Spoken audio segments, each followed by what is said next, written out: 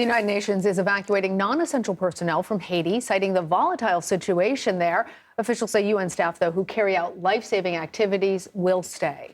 Plans to establish a transitional administration in Haiti, they seem to have collapsed as more and more people are trying to flee the country as violence and humanitarian crisis worsens there by the day. CBS News correspondent Cristian Benavides joins us now from the border between Haiti and the Dominican Republic. Cristian, tell us what's happening there today.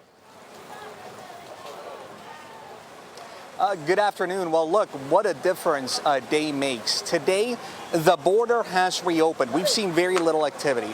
It has reopened for a local market that's here.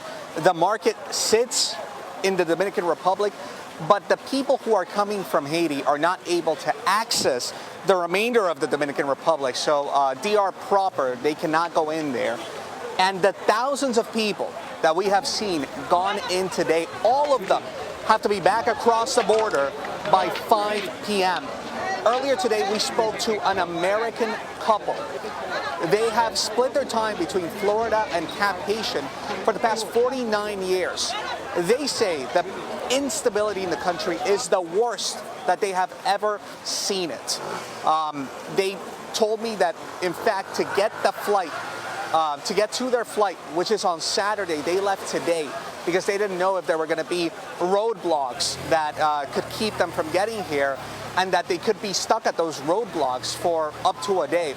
And you know what? You see all this activity taking place, all these people that are here for the local market, but the deportations are still happening.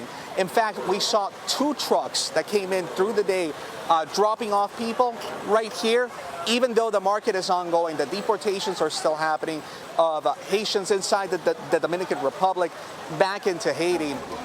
People at the market that we spoke to tell us that it's also impacted them dramatically, the crisis, that people used to come here from the Haitian side all the way from Port-au-Prince to buy goods to take back into Haiti.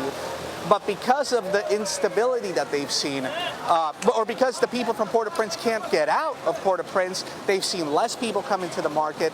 And because of the instability, this border can close at any moment. So right now we're seeing it open just for the market, but at any moment it could close if there's any sort of incident that takes place.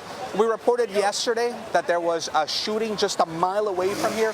2 Haitians who were trying to cross the border were shot by members of the Dominican Army. Now, officials here in the Dominican Republic say that there was a scuffle.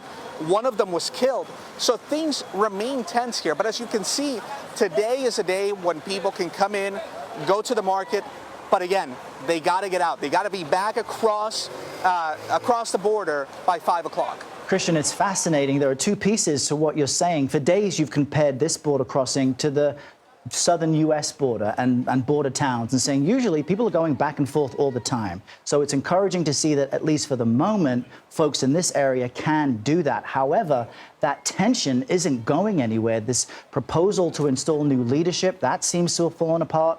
Kenya's no longer sending security forces. So what are the next steps, apparently, at this moment? Well, look, what's really difficult here is that according to the Constitution of Haiti, ultimately, Ariel Henry has the final say on who's going to make up this council of people, this council that's supposed to pick the next prime minister. So that is a point of contention for the people of Haiti, because they don't want him to have any power over what's going to happen. But because of the Constitution, he has to approve who's on that council, and that council is going to choose who the interim prime minister is. And obviously, we're a long way away from free and fair elections, which is the ultimate goal. All right, Cristian Benavides, thank you.